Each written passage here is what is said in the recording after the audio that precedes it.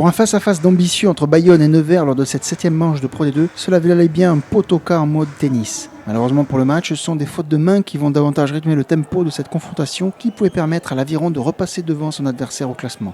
Mais les Nivernais rentrent mieux dans la balle et donnent le tempo. Ils n'hésitent pas à se faire des passes et il se trouve qu'il faut une maladresse de Lucas Blanc pour annihiler cette occasion de scorer. Pris en mêlée, les ciels et blancs n'en sont pas moins réalistes. Et comme l'ouvreur et buteur Tristan Teder est dans un bon jour de plus de 40 mètres, il sanctionne un plaquage dangereux en déflorant la marque. Quelques minutes plus tard, bis repetita pour le Sud-Africain après une faute au sol des joueurs de Xavier Pemeja. On approche de la demi-heure de jeu et l'aviron ne marque des points copiés comme le prouve ce 6-0.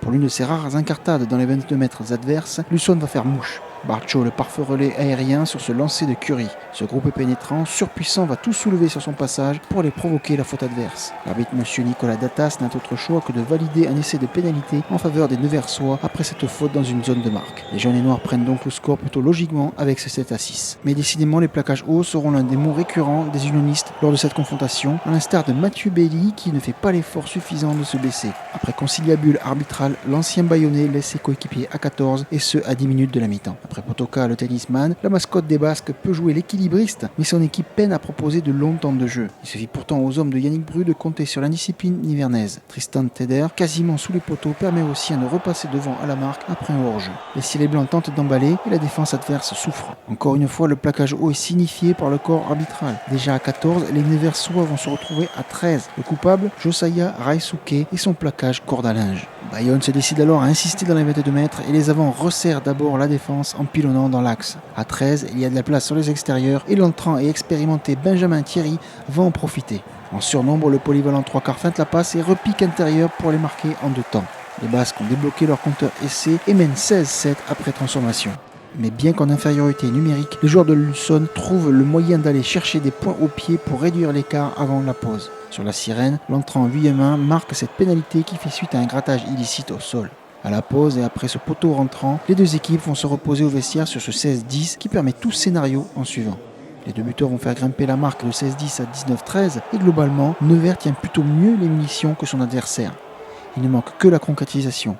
Heureusement pour les joueurs de Pemeja, les ciels et blancs eux aussi commencent à accumuler les fautes et Vuillemin réduit l'écart à -3 au tableau d'affichage.